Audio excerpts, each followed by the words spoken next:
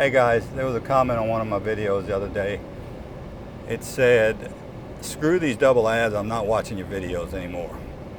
Well, I don't have any control over that. YouTube does that. I noticed they started putting double ads on some of the videos. I'm not sure why, but I don't know how to control it. I guess that's the price we pay for watching, YouTube.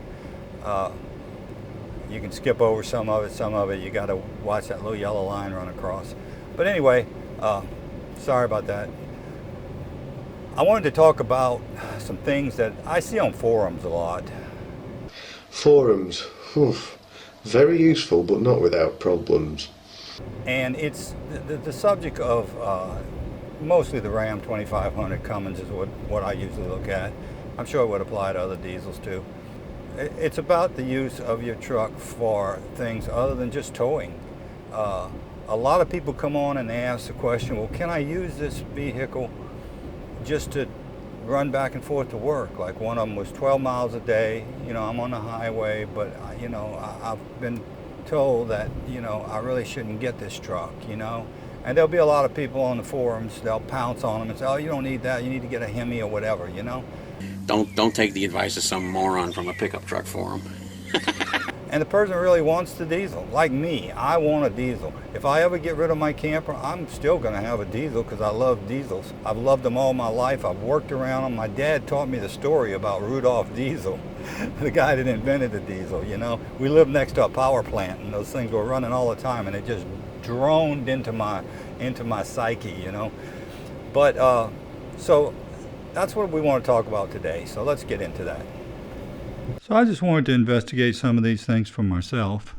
I've got this iDash. I can kind of pin down some of the things that you hear and read and some of the things that, may be accurate and not accurate. I really like going on those forums and I'm just having a little fun with them there with those little clips. Some really good information that I've gotten off of those forums, and it makes you dig deeper and look into things when you read things that you say, well, that doesn't really make sense, so let me look into that a little bit. And that's kind of my lead in for this first little slide here. Well, this can be kind of controversial, but I get off all this information off that gauge on my dash and it's logging all the time and it's good information. Of course, like anything, we need to interpret it properly. When you're looking at statistics, you don't want to form conclusions off of a little bit of data. That can be dangerous. But I think we got a pretty significant amount of data here. In fact, I could show you feet of it, literally tens of feet of data that I've recorded to come up with this. So what is this chart telling us? Well, I've got it broken down into three pieces here. I've got the blue is towing data. I've got running empty on the highway is the green, and the gray is just local around town, grocery getting type stuff. And just to keep it simple, I broke it down into just two different measurements, parameters. Engine friction percent torque and calculated engine load. Now you might say, what is engine friction percent torque? Well, right out of the Cummins manual, it's these 7 things right here, totaled up, summed up. And that's where engine friction percent torque comes from. Man, that's a mouthful. Basically what it is it's telling you about the wear on your engine. I guess I should say friction on your engine, which to me equates to eventual wear. So as we can see, towing on the highway, pulling my travel trailer in this case, a little over 6,000 pounds probably with everything in the truck and not counting passengers and stuff, but about 12%. This is percent, so is the engine load in percent. And 12%, so definitely when you're towing, your engine is seeing more friction. Running on the highway, about pretty low actually, about just a hair more, and this is 65 miles an hour, these two right here. and then around town is idling, everything in between that and 45, 50 miles an hour. And you can see from the engine load calculations there that towing is much more demanding on an engine. And I think we probably can conclude that without these charts, right? But in terms of how long an engine can last and those sort of things, and how they like to run and all of that, I would say probably empty running on the highway would be the optimum situation for a diesel, or probably anything. And we're just talking about the engine itself. We're not talking about transmission, drivetrain, any of that stuff, because naturally around town, shifting and that sort of thing, you're going to have more wear, of course.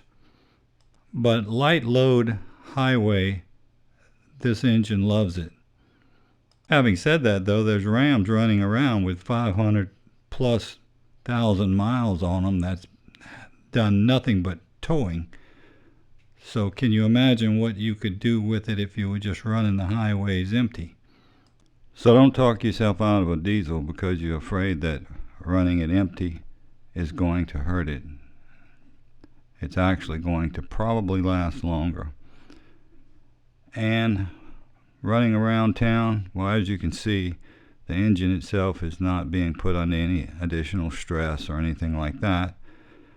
So if you've considered all of the things that go into buying a diesel and additional cost, etc., and you still want a diesel, in my opinion, there's nothing to stop you. So what makes these diesel engines capable of taking more load and torque? Well, one is diesel fuel itself has more energy and burns more complete, and it's just a more efficient way of producing power than gasoline. So as a direct comparison, let's take a look at a 6.7 liter Chevy, which happens to be 409 cubic inches. I had one of these. The Beach Boys had a song about it. And then let's look at that's 600 pounds for that Chevy engine. This is pushing 1,200 pounds right here, just about twice the weight of that Chevy engine. Look at the massive size of that 6.7 Cummins liter block. That's the reason why it can take the load, the torque, etc. It doesn't have to have it on it all the time, but it can handle it when it needs to. It'll sit there fat and happy, just cruising along on the freeway empty, even running along in town. But that brings up another issue, the big topic, EGR. Yep, the dreaded EGR valve. They've been around a long time. I remember in the 1970s when we were plugging vacuum hoses and everything else on our cars to try to avoid whatever bad things they were doing. I think as it turned out, well, you be the judge, but they're on every single car made today. When they were introduced to the diesel, it was a bad thing, and in our minds it probably still is. I'd certainly like to have one without it, but it looks like it's here to stay, and I think we're going through some of the growing pains that we felt like we were back in the 70s. The diesel engine actually runs cleaner than a gasoline engine, except for two things: nitrous oxide and carbon, or as we all refer to as soot. These engines are so sophisticated nowadays. They all run by computers. The timing on this engine is constantly being adjusted based on the conditions. But regardless of what you're doing, you're always having to deal with the nitrous oxide. Therefore, we're just about in every situation we are going to have some EGR input into the engine. And that's why the variable geometry turbine is there, but that's for another day. So looking at this chart, it's clear that the towing condition is the EGR valve is open less, which is true, the percentages. However, when you look at the exhaust gas pressure versus the manifold pressure, you've got 4 pounds PSI pushing it, where in the other situations you have about 2.2. So this can be misleading right here. Yes, the flapper is closed more than these other two situations, but you've also got 4 pounds behind it pushing it, so take that in with a grain of salt. And you can see by your nitrous oxide, that's just out of the turbine. Look how high those numbers are, and then look how low they are. That's after your pre-treatment right before it goes out the exhaust pipe. So the emissions equipment on this truck is doing a pretty fair job. In fact, around town, I've seen that number there, 9.101, at 0 numerous times. I had no idea this video was going to be so boring, guys, but let's put an end to this misery by showing you a oil analysis that I shamelessly stole off of one of the Cummins forums. Now, this vehicle had what I suspect dyno oil in it, since it was 15W40, and it was run for 6 months and had 5,115 miles on it. And the notable thing about this is that it was all local grocery getting winter mileage. So these are tough conditions for a big engine like this, right? But in my opinion, it held up pretty darn well.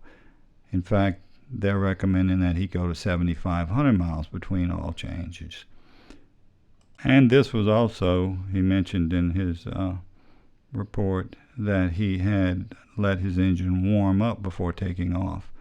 Something that is not really recommended. It's probably better to let it idle for a little bit, but generally just go ahead and drive moderately is what the manual says.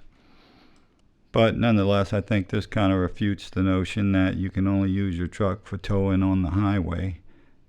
Cummins recommends 15,000 miles between oil changes. I don't think they would go that far if they were concerned about any detrimental effects to the engine.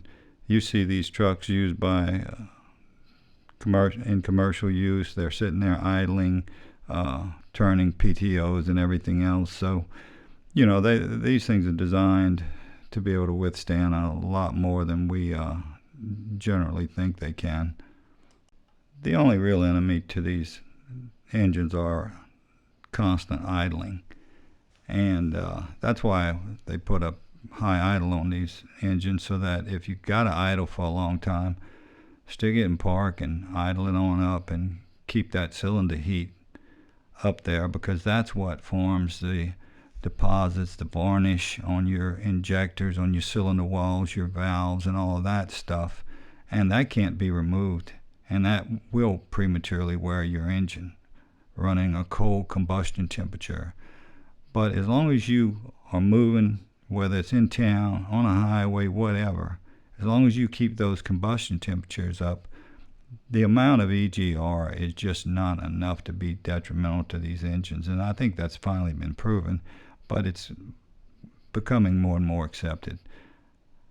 These engines no longer have maintenance required on the EGR valve either, which is kind of a change from some of the previous models.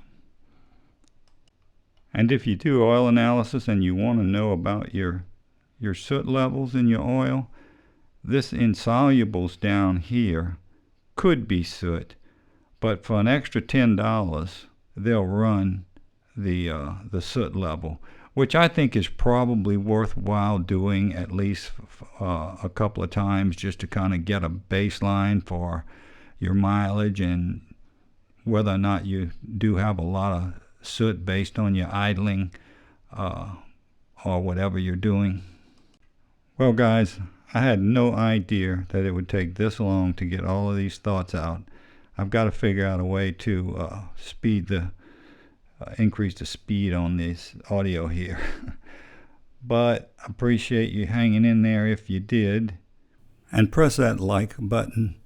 Guys, don't do it for me. Do it for the children. Until next time, adios.